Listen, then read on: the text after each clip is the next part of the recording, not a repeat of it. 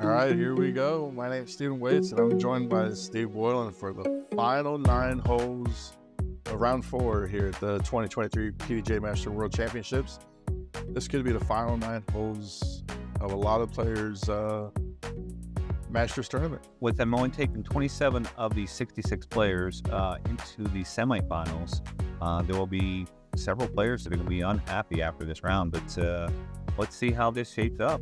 Yep. We do have Ty coming in at 4th place with I think it was Jenny, Sergio, Robert Bainbridge, Scott Merritt, and Robert Ryan, Mike Moser, all at 14 down.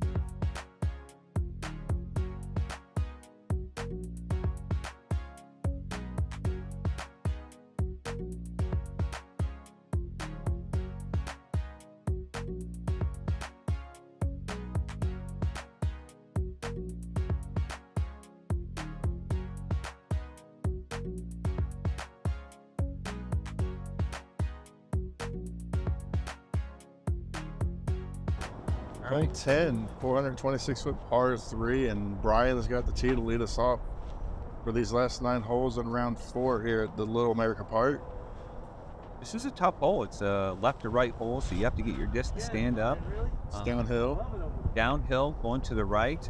There is a sucker gap to the right that I have seen a couple people try and actually get away with, but it's a tight gap, and your best option is to go ahead and put one out down near the middle and try to hit a long putt. That's exactly what Ron does to start this off. Schweber's still tied for 2nd coming into this round. Well, 10 played as the 2nd hardest hole in the back 9. 5th hardest on the round. And it's really just like you said, how tight these gaps are all the way to the basket. See that Chris has a little struggle there.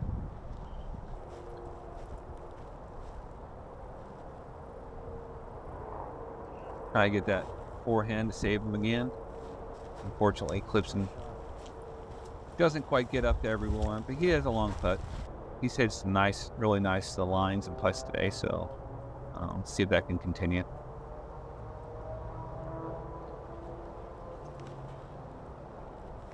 Didn't take long to get a thumber from Brian. Yep, first hole. Slides it up there right next to the circle one. Tough stance for Mike here. So he's trying to get something going. He finished front 9 with the birdie, and he's needing to cash a little bit more, set at even par for the round. There's no shame in getting a par on this hole. This hole, with it playing so far over par, and there's so few birdies on it.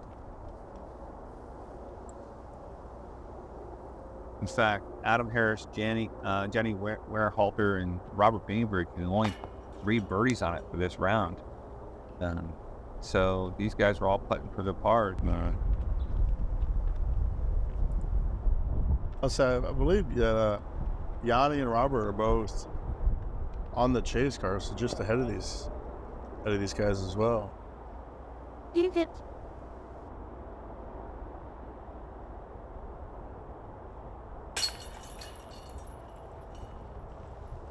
See, Ron was able to convert.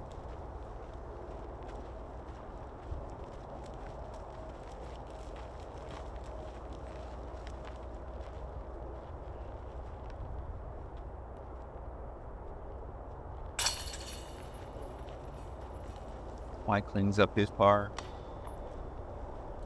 Got a couple of bogeys here, a little bit of work to do. Ryan settles it in. Hole 10 played a quarter stroke over par, and it's really just very few birdies, only 3, as you mentioned. Imagine, your favorite disc is unreachable. How will you recover? Have no fear. Introducing the ARM Augmented Reaching Mechanism. Providing players with over 21 feet of reach, users will face no challenge retrieving trapped discs in nearly any scenario. For further flexibility, the ARM comes with 2 grabbing devices, the pivotable rectangle and the double claw. Go to your local retailer and ask for the ARM today. Hole 11, 570-foot par 4. This one gives a little left to right shape here, right where the thrower is at on the drone coverage. You got to get to that landing zone so you can have a view up this hill to the basket. The basket is kind of like in a slight valley. It's got, you know, a little bit of a incline on each side of it that you're throwing up between. You are throwing uphill. There's a lot of players that are going right at that small cedar, small pine tree that Ron was heading straight toward, but he clipped a tree and landed left.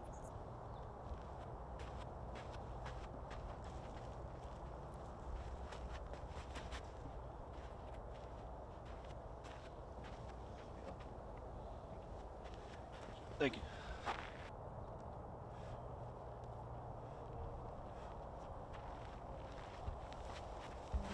Webby goes high route. Gets through first set.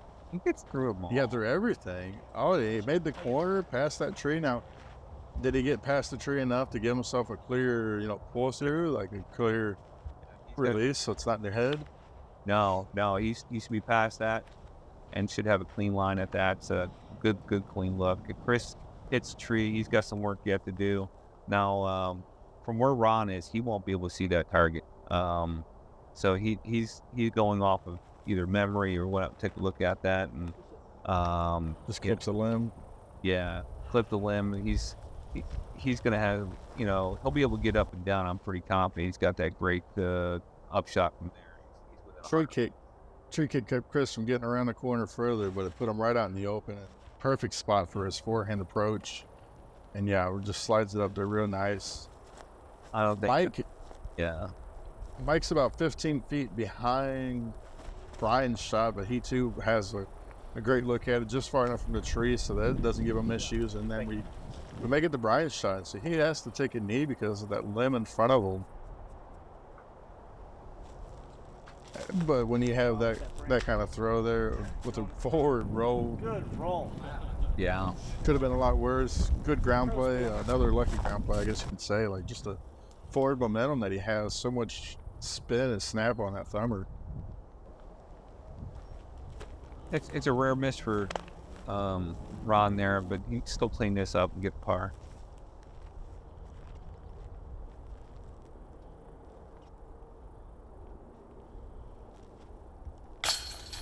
Beautiful putt, solid, dead in heart.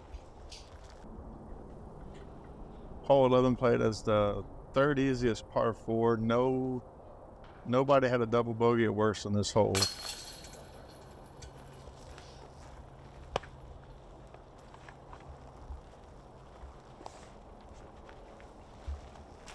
It also is the shortest par 4. Hole 16 is at 599, but these are the only two that are under 600 feet for the course out of quite a few. It's a bunch of 4s and 5s on this course. Heading into hole 12, really short par 3, 246 feet. Shortest hole in the course. Probably, I have to look at Thorpe Park, but it might be the shortest hole in the tournament. It does play the easiest in the tournament with a 2.56, so almost a half a throw easier. It's a, you know, for a righty to lefty, it's a simple little hyzer. It's short enough that lefties or righties shouldn't have too much of a problem with it. You can see Schweberger puts it up there about 10 feet away. I looked at it. It is the shortest hole by 10 feet, and it's the shortest hole at Thorpe Park was hole 14, and that hole actually played over par, round 3. Yeah, I think that was 258. This one's 246.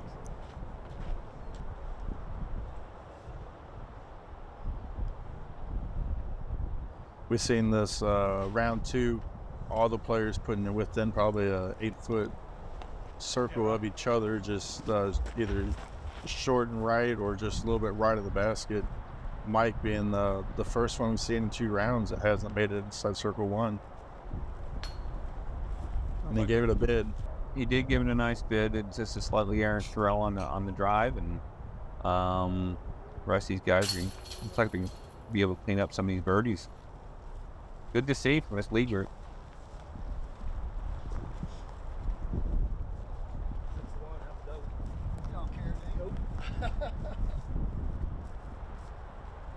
The wind is not letting up at all.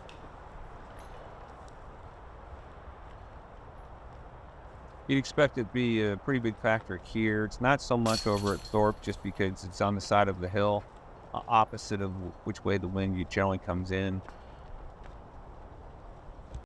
Why disc golf? It's the people. It's fun. It's the lucky shots. It's the feeling. So come out. Grab a disc. Or two.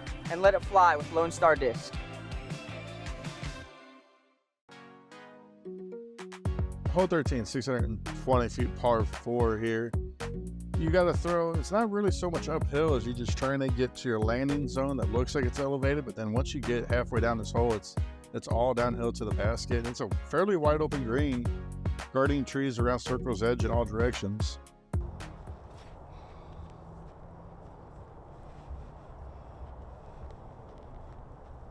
There is an opportunity if you can flex one and really push one out there that you can get close enough to be able to make a good run at this. Schwebby really puts a lot of power on this. Does get it over just a little bit.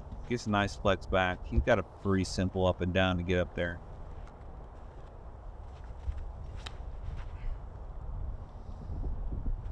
Chris with the great one. That tree out there straight ahead of the tee, that dead one, that's a good aiming point. You know, if you can get somewhere around it, you're definitely going to be far enough down there, and then you can let your disc just fade out. You'd love to be able to throw between 400 and 500 feet on this, but the truth of the matter is, because it's downhill, as long as you get up over the ridge and throw about 310, 320, you'd have a nice open, typically open shot down to the green. And the green has enough rocks and things around it on the ground that you don't get a whole lot of ground play. So most of this just stayed where they land. This hole kind of introduces the players to the openness of the next 4 holes. Really, all the way until you get to 17. They play around the edge of this wide open field or through the heart of it.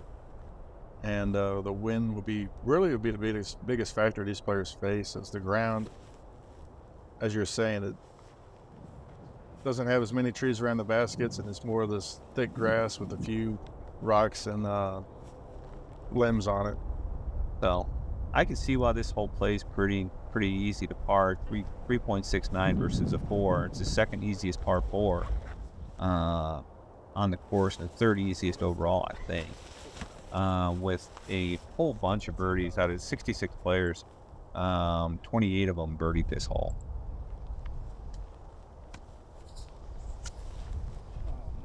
It would not surprise me to see, after watching these upshots, that we may have our first star frame of this round.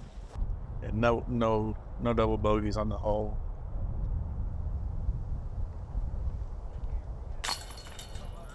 There's a good putt. Made him a little nervous, trying to get it settled down, so. Well, he heard you mention the star frame idea here, so he's just trying to stick with it. Kind of put pressure on that putt. Yeah, they don't know that.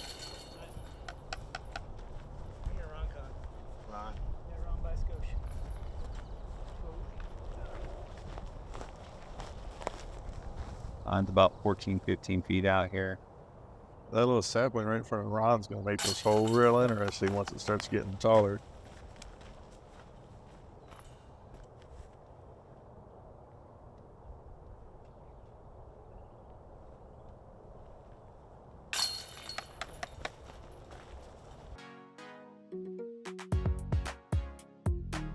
Hole 14, 341-foot par 3. This is going to be, there are players that be throwing a little bit uphill here. The basket can be hard to see because of the new growth that's just in front of the tee pad. Strangely enough, this played in the first round of the MP50 players played. It played the second easiest hole, and now it's not. It does play under par, and you have 9 birdies on the hole, but you start to have some bogeys on it. You just don't have a whole lot of separation on this hole. You don't get very many bogeys at all on it. I feel like you either throw it close and you have the inside circle birdie look at it, or you're just throwing your upshot from right around circle's edge. That wind probably really contributing, because anything that was Hyzer and right of the basket, anybody throwing a turnover or forehand, you're going to have a headwind putt back to it. You've seen a couple different routes. You've seen the forehand route. You've seen the Ron right there going up through the middle, and you saw Schweberger going right to left on the more of the bigger Hyzer line. So you do have options on this hole. It is about 340 feet, so you do have to put some juice on it. You see Mike's doing the same thing. Comes up a little bit short, so he's got some work to do as well.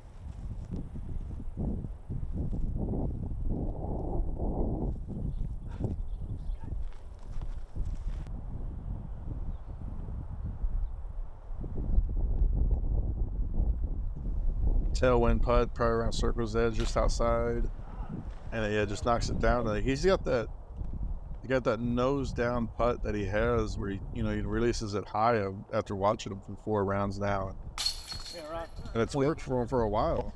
Yeah, he brings that down through his legs, and then is able to get that nose down. But he generates enough speed on it. That's why he gets to the hole so quickly.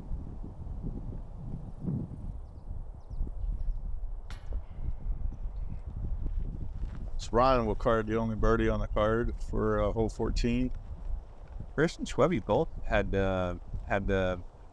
3 birdies in a row coming into the hole, so we're anticipating maybe seeing just a shootout on this back 9. Well, that gives Ron 3 now. Everybody's working on a little turkey there.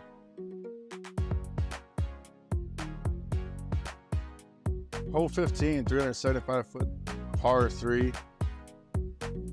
Slightly downhill. This one plays left to right, and one of the key factors on the left to right on this one is what's the wind doing, and can you navigate those 3 or 4 trees that you have to get by to be able to get your disc to stop. So many people are throwing it right, and then it's coming out and going left, just like Ron's did right there. So they're ending up with a downhill putt, from anywhere from 40 to 70 feet away.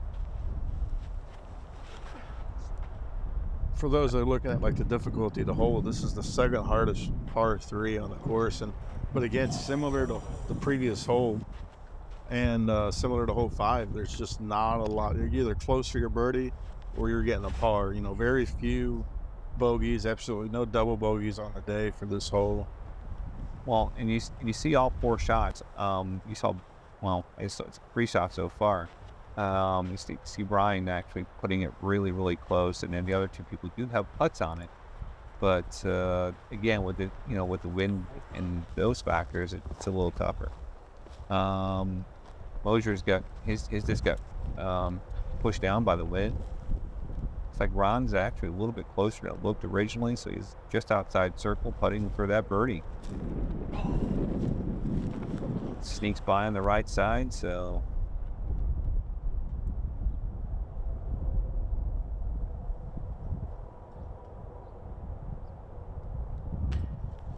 Chris misses that birdie opportunity, and that's two pars in a row now that he's got, and then he only has 4 pars all day. So he's either been feast or famine. While cleaning up.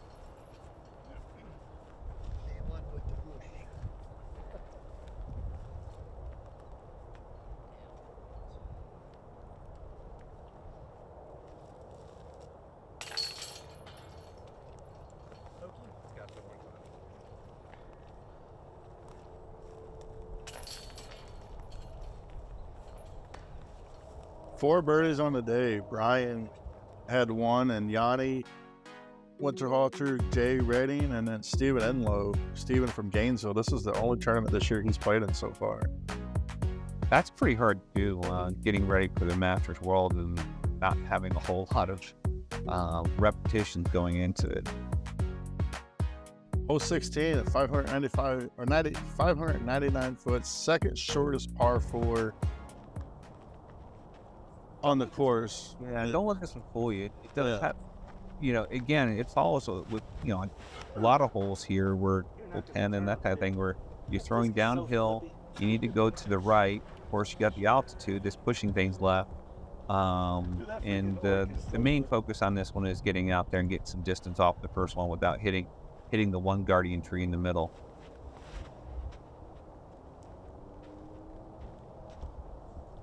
Boy, Ron really pushes one out there. He does a great job. He's got an opportunity to, have a nice clean shot at it.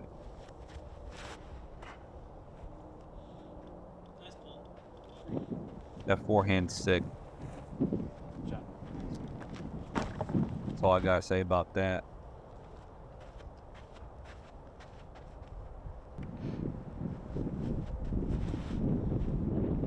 I had to find my notes here. Sparkle Defender is what he's throwing there for that yellow forehand disc. Yeah, that's pretty dang good. Moser, flex that out there. He's still out first, and he's throwing his second shot. Well, I think this could be one of the hardest parts of this hole. There's not any, or there is no double bogeys on the hole, but it seems like that upshot either. Everybody's just throwing as far as you can off the tee, and if you can't get it close on the upshot, you're just settling for that par. Played as a second easiest hole on the day, but as a par 4, just a lot of birdies, and then everybody, rest of the field, par and bogey. This is one where you got to maintain. You just play smart. That short game really coming to play here. To not lose strokes on the field. Got to stick it close. Gonna have that left for a par. I mean, it's for birdie. So I mean, he's looking at a really nice situation.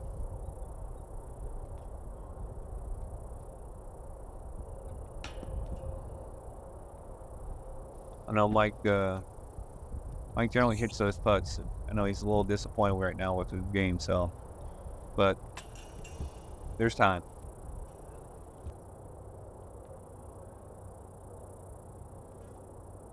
Rare miss by Brian. Chris slams it home for the birdie. Ron just casually walks up there and says, "Yeah, I can do this." After you go. He goes, "I'm still not out."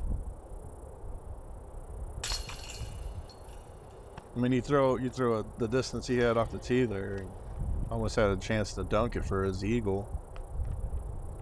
What you don't see when the guys are playing, these guys all really get along really well, talk to each other, and then totally encouraging of each other. Being in the MP50 division's a pretty special place to be when you're, dealing with any kind of thing. Hole 17, par 3. Last chance to get that easy birdie, you could say, before the daunting hole 18. I know you say easy birdie, and then it does play under par, but it is still 300 feet. It's downhill and it's well guarded. Again, another hole that goes left to right with guardian trees just before it. So,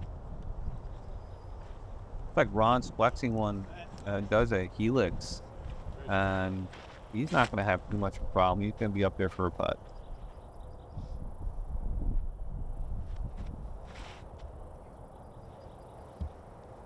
This isn't that yellow disc, but boy, that one worked out nice as well.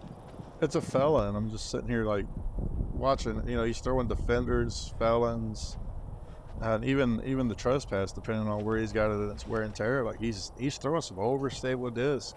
Just so much power he has with those forehands. Even in the high elevation, he's not afraid to throw stability. Schweberger looked like that was almost a putter or a rock or something. I mean, it just kind of sat right next to the target.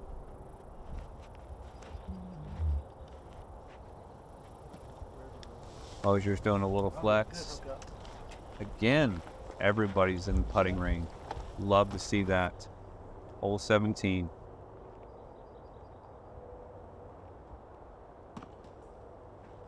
Up just a little short, shows a little frustration. You get that. We understand that, Mike.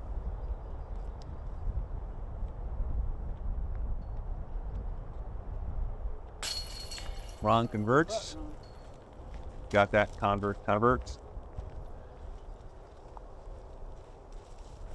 See if the rest of the cards can keep it going here, Chris, for his birdie.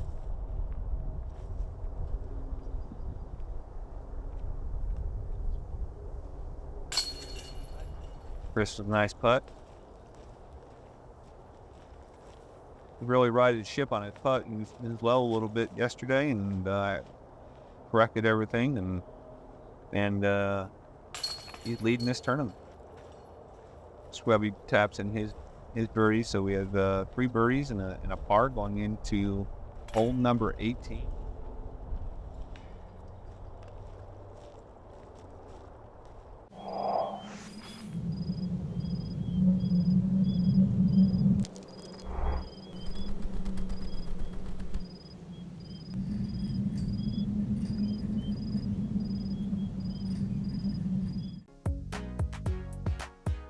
So PDGA hole number 18 of the Little America Long Course, 1,093 feet, par 5. And this is difficult because as you approach the green, you have an OB to the right and trees and debris on the left.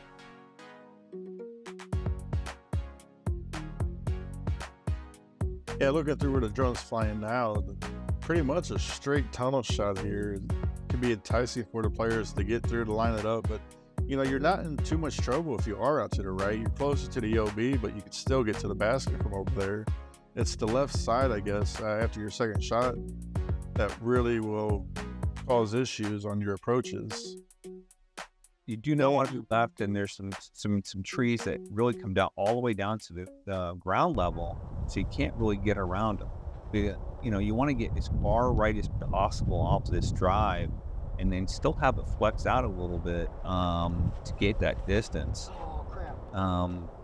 Ron takes it a little bit tight, gets through it. Goes a little bit too high, and he tails off left.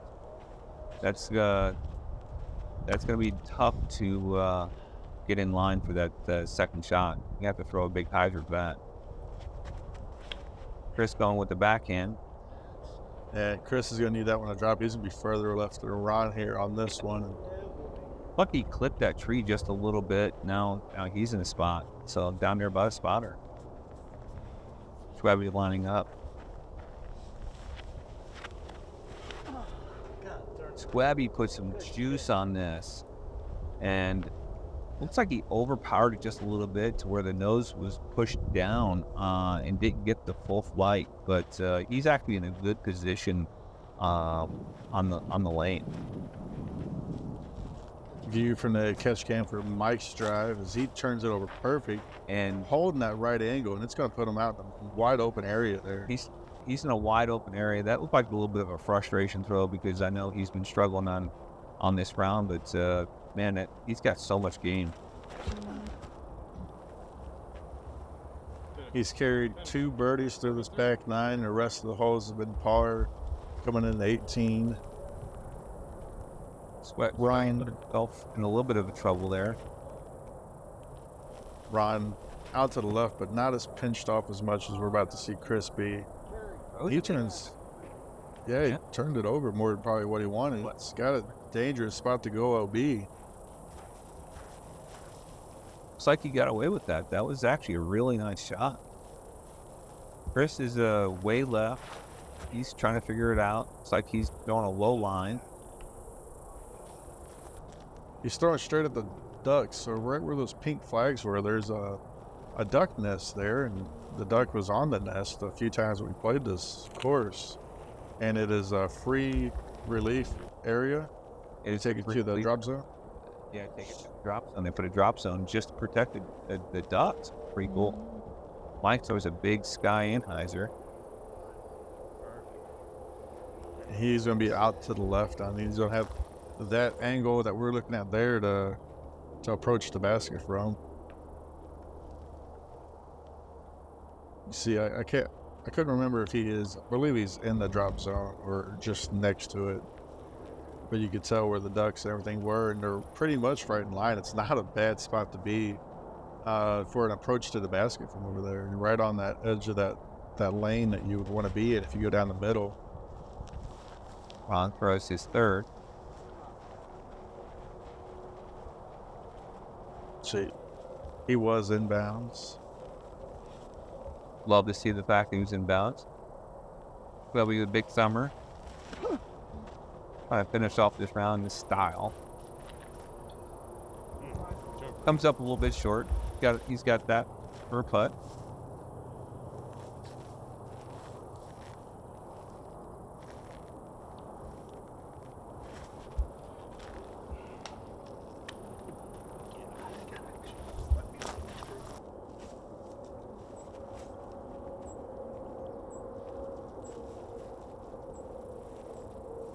Chris is taking an unconventional route to it, and There's that wood release again. that just releases a little bit low. He's got that for par though. Mike off to the left, as we mentioned in the flyover, just how much trouble there can be over here with those lower limbs on these lower trees.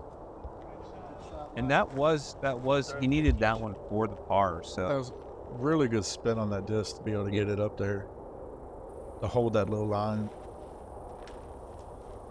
Ron clips the tree, still gets up there. That's a nice.